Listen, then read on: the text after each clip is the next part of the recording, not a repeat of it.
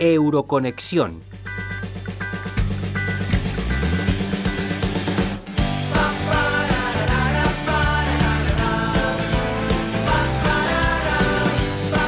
La Fundación Manuel Jiménez Abad y el Real Instituto Elcano han celebrado en el Palacio de la Aljafería de Zaragoza una jornada sobre las elecciones al Parlamento Europeo de 2019 con una pregunta como lema: ¿hacia dónde va Europa? José Ignacio Torreblanca es profesor de Ciencia Política en la UNED y ha participado en esta jornada con una ponencia titulada ¿A quién estamos votando? El Parlamentario Europeo y los partidos nacionales.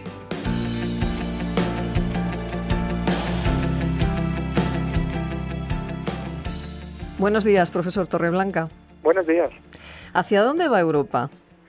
Pues Europa está en un momento delicado porque sale de una crisis económica y financiera muy complicada que ha dejado muchos jirones y muchas costuras abiertas, divisiones norte-sur, también este-oeste.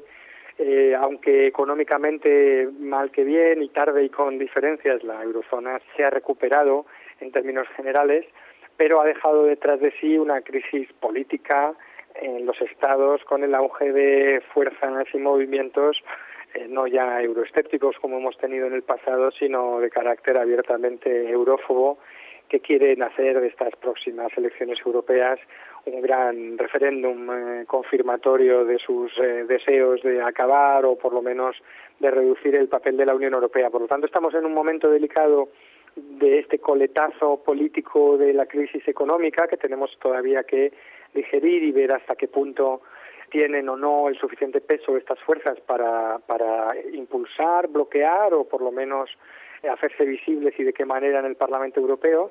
Y luego tenemos un acontecimiento muy importante que es la salida del Reino Unido de la Unión Europea que supone un mazazo muy grande para la Unión, porque es una pérdida de un socio muy relevante económica, geopolíticamente, y que habla también, pues de la crisis de un proyecto que no ha sabido anclarse como debiera en un país fundamental para la integración europea. Y siguiendo el título de su ponencia, ¿a quién estamos votando en estas próximas elecciones?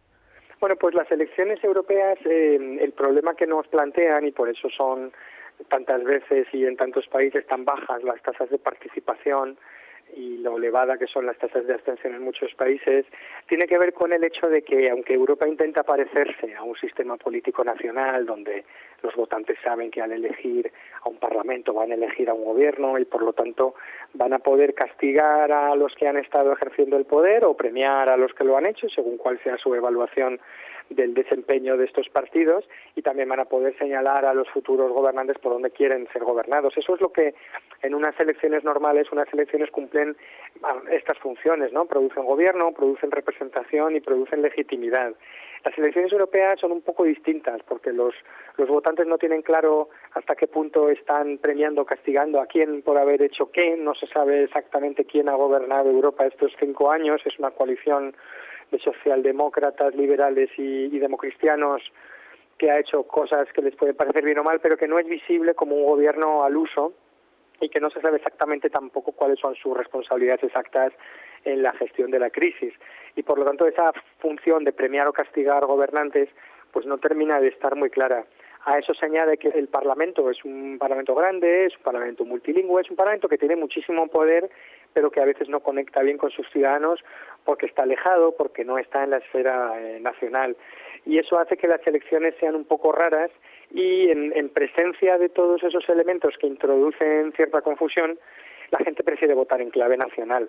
Y por lo tanto acaban siendo entendidas estas elecciones más como un mecanismo para premiar o castigar a los que están ejerciendo el poder en casa que para otra cosa. Y los partidos terminan utilizándolas como un test de sus fuerzas a mitad de camino para ver cómo de fuertes o cómo de débiles están los partidos que emergen, los partidos que se sumergen o que desaparecen, ¿no? Y por eso existen muchas tentaciones, sobre todo cuando el debate europeo no es un debate crucial o polarizado donde, como pasa por ejemplo en España, en el fondo la mayoría de los partidos, la inmensa mayoría de los partidos son todos proeuropeístas o europeístas y por lo tanto no parece que haya una cuestión crucial que se vaya a dilucidar en esas elecciones. No se va a votar a favor o en contra de Europa, sino a favor de una Europa un poco más escorada a la izquierda, un poco más escorada hacia la derecha, más o menos solidaria, y eso pues no genera la tensión electoral que normalmente se necesita en unas elecciones,